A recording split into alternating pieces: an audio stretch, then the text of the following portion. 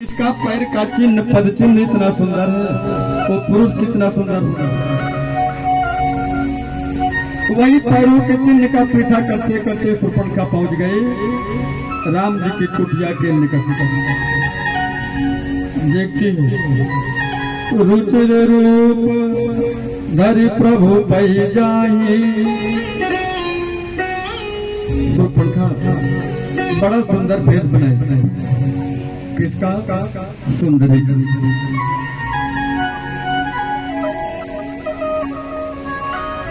रुचिर रूप प्रभु धरे प्रभु पाही। बोले बचन बहुत मुस्काई। खूब सुंदरी का स्वरूप धारण की और जाकर के प्रभु से मुस्कुरा कर कहने लगे, तुम सम पुरुष नमो सम नारी। या संजोग विधि रहा बिचारी। मम अनुरूप पुरुष जग नाही। देखो खोज तिहु लोक उजाही।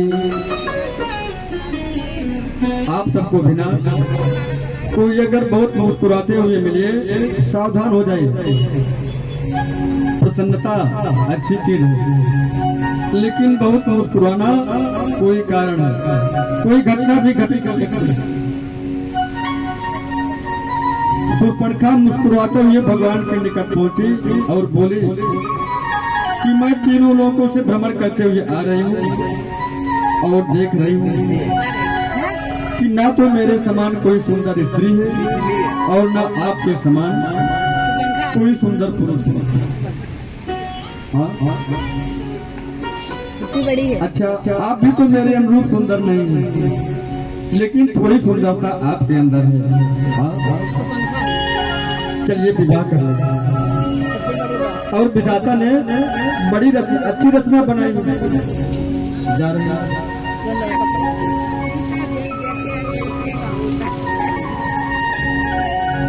भगवान ने बड़ी सुंदर रचना बनाई है। चलो हम विवाह कर लेते हैं।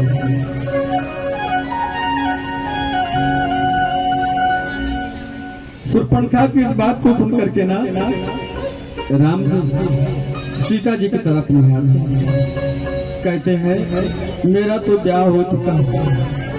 आहाई कुंवर मोर लघु भ्राता। सीतई चितई कही प्रभु बाता। प्रभु ने कहा कि मेरा तो विवाह हो गया है। मेरा छोटा भाई है ना, वो कुमारा है, उसी के पास जाइए। तो जाकर के लक्ष्मण जी से ये बात कहने लगे। लक्ष्मण जी ने कहा कि सुंदरी, आप जिनके पास से आ रही हो ना, वो कौशलपुर के राजा हैं और मैं सुन सुंदरी मैं उनकर दासा। हे सुंदरी, मैं ना आप जिसके पास से आ रही हो मैं उन्हीं का दास हूँ। सुन सुंदरी मैं उनकर दासा। पराधीन नहीं मोर सुपासा।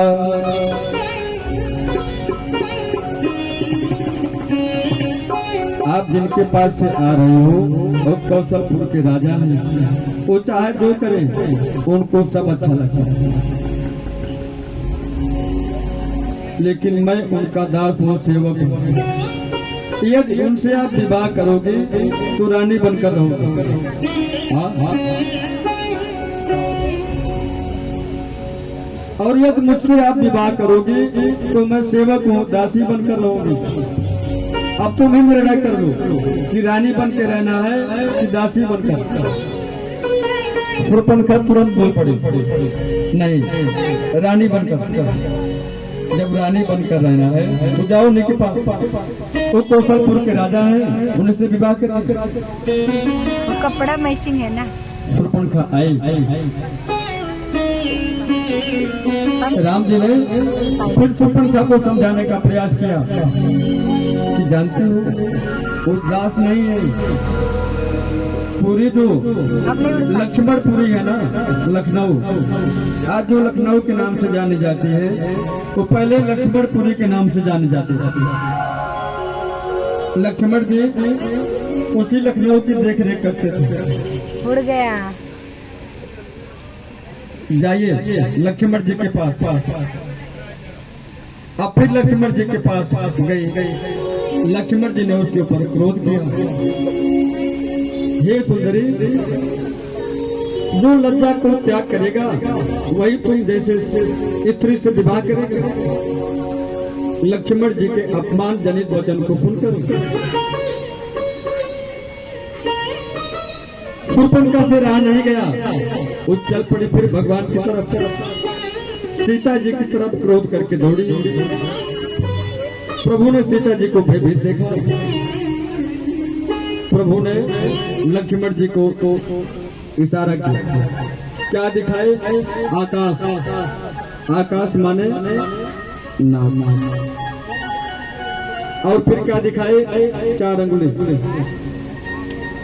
वेद कितने हैं? 4। किससे सुने जाते हैं वेद? कान से। राम जी ने लक्ष्मण जी से नहीं कहा कि इसके नाक कान काट दीजिए। राम जी ने इशारा किया और लक्ष्मण जी समझ गए। लक्ष्मण जी ने तत्क्षण शूर्पणखा के नाक कान काटकर उसके हाथ में दे दिए। अब शूर्पणखा को के नाक से और कान से रक्त बहने लगा। लक्ष्मण अतिला घोसो नाक कान बिनु के। लक्ष्मण जी ने शूर्पणखा को बिना नाक कान के कर दिया। फिर ताकर रावण कहा मनो चुनौती दीन। शूर्पणखा कौन है? रावण की बहन है, और रावण जैसे सामर्थ्यवान व्यक्ति की बहन है, उसका अपमान। मानिए दोनों भाई काल को निमंत्रण दिए। शूर्पणखा गई है खरदूषण के पास। खरदूषण से बताई कि मेरी ऐसी दशा भई। खरदूषण एक बड़ी विशाल सेना लेकर के आए हैं राम से युद्ध करने के लिए, लेकिन राम जी ने ऐसी रचना बनाई कि दोनों भाई घर में राम दिखाई पड़ने लगे और दूषण में राम दिखाई पड़ने लगे। खरदूषण दोनों युद्ध करके आपस में स्वयं में ही मृत्यु को प्राप्त हो गए। धुआं उठा, देखे धुआं खरदूषण जाए शूर्पणखा रावण प्रेरा। खरदूषण की मृत्यु प्राप्त होने के बाद शूर्पणखा गई रावण के पास और कहने लगे कि भैया तुम्हारे बल को धिक्कार है, तुम यहाँ पर करस पान सोवत दिन राति, सुधि नहीं तब सिर पर आराती। भैया आपके बल को धिक्कार है भैया, आप मदिरा पान कर यहाँ पर राजभोग कर रहे हैं।